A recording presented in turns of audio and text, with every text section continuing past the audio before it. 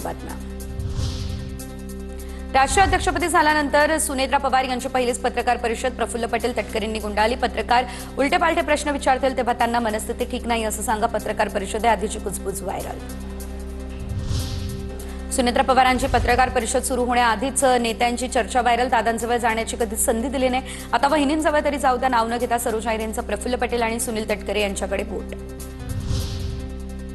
अजित पवारांच्या विमान अपघाताप्रकरणी तपासात अनेक गोष्टी समोर आल्या। कोणी कट रचलाय का याचा तपास सुरू, सीआयडी अधिकाऱ्यांचं सूचक ट्विट। मराठी भाषा गौरव दिनानिमित्त विधान भवनात कार्यक्रमाचं आयोजन। कार्यक्रमाला मुख्यमंत्री आणि दोन्ही उपमुख्यमंत्री उपस्थित राहिले। जावे विनोदाच्या गावा कार्यक्रमाचं आयोजन। विधान भवनातील मराठी भाषा गौरव दिन कार्यक्रमाला आमदारांची दांडी। सर्वपक्ष आमदारांना कार्यक्रमाचं निमंत्रण, पण अनेक आमदार गैरहजर। आदित्य ठाकरे देखील विधान भवनातील कार्यक्रमाला गैरहजर। महाराष्ट्रात हिंदीची सक्ती करू नये, सरकारी कागद काही म्हणून त्या कागदाची अंमलबजावणी झाली नाही। विधिमंडळात कागद कसले दाखवता, हिंदी सक्तीवरून आता संजय राऊतांची राज्य सरकारवर टीका। राज ठाकरेंकडून मराठी भाषा गौरव दिनाच्या शुभेच्छा। समाज माध्यमांवर मराठीमध्ये व्यक्त व्हा, मराठीमध्ये ब्लॉग्स पॉडकास्ट सुरू करा, राज ठाकरे यांचं हे आवाहन। स्थानीय लोक अधिकार समिती महासंघाचा आज मराठीचा जागर सोहळा। सोहळ्याला उद्धव ठाकरे मार्गदर्शन करतील, तर आदित्य ठाकरे सुद्धा या कार्यक्रमाला उपस्थित राहतील। 19 ते 25 वर्षांच्या वयात लग्न झालं पाहिजे, त्यामुळे कौटुंबिक कलह काही कमी होतील। सरसंघचालक मोहन भागवतांचं वक्तव्य। देशाच्या हितासाठी 3 मुलं असणं आवश्यक, जुन्या विधानाचा केला पुनरुच्चार।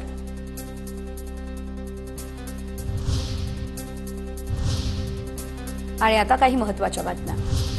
स्वातंत्र्यवीर सावरकरांना मरणोत्तर भारतरत्न पुरस्कार द्या, भाजप नेते सुधीर मुनगंटीवार यांची मागणी। आज विधानसभेत अशासकीय ठरावाद्वारे सरकारचं वेधणार लक्ष, राज्य शासनाने केंद्राकडे शिफारस करण्याची मागणी। उपमुख्यमंत्री शिंदेंकडून ठाकरेंचे आमदार मिलिंद नार्वेकर यांचं कौतुक। मिलिंद नार्वेकर यांनी सभागृहात अभ्यास करून महत्त्वाचे मुद्दे मांडले। मिलिंद नार्वेकरांच्या मुद्द्यांचा सरकार गांभीर्यानं विचार करेल, उपमुख्यमंत्री एकनाथ शिंदे यांची प्रतिक्रिया। प्रकाश आंबेडकरांसोबत एकत्र आलो तर आमची ताकद आणखी वाढेल, केंद्रीय मंत्री रामदास आठवले यांनी प्रकाश आंबेडकरांना साथ घातली। समाजासाठी एकत्रीकरण करा, रामदास आठवले यांचं आवाहन। सातारा जिल्हा परिषदेत राष्ट्रवादी आणि शिवसेना एकत्र, जिल्हा परिषदेत अध्यक्ष राष्ट्रवादीचा होणार। जिल्हाध्यक्ष बाळासाहेब सोलकर यांचा हा दावा। शंभूराज देसाई आणि मकरंद पाटील सोबत बाळासाहेब सोलकर यांची भी प्रतिक्रिया।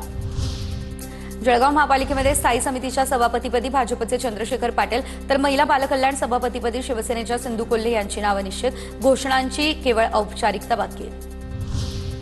मालेगाव महापालिकेत स्थायी समितीचे 16 तर महिला बालकल्याण समितीचे 9 सदस्य जाहीर। इस्लामवाडीचं वर्चस्व असून समित्यांमध्ये शिवसेना नगरसेवकांना स्थान, भाजपचं संख्याबळ नाही, त्यामुळे दोन्ही समित्यांमध्ये स्थान नाही। कम्युनिस्ट पक्षाच्या राजूर ते अहिल्यानगर लॉंग मार्चचा आजचा 4था दिवस। संगमनेरच्या निझरणेश्वर देवस्थान परिसरामध्ये आंदोलकांचा मुक्काम। शिष्टमंडळ आणि प्रशासनाच्या चर्चेनंतर आंदोलनाची दिशा ठरणार। नागपूरमध्ये सीलबंद लिफाफ्यातून 12वीच्या प्रश्नपत्रिका गायब असल्याची तक्रार। एका लिफाफ्यात एकूण 25 प्रश्नपत्रिका असतात, परीक्षा केंद्रावर प्रत्यक्षात मात्र 24 प्रश्नपत्रिका पोहोचत असल्याची तक्रार। पर्यवेक्षकांकडून बोर्ड अधिकाऱ्यांना अहवाल सादर। मालेगाव पालिकेतील नमाज पठण प्रकरणाची प्रशासनाकडून दखल। विद्युत अभियंता अभिजित पवार यांचं निलंबन। बेजबाबदारपणाचा ठपका ठेवत अभियंत्यांचं निलंबन। विद्युत पुरवठ्याबाबत नागरिकांच्या तक्रारीची दखल न घेतल्यानं पालिकेत नमाज पठण करण्यात आलेलं।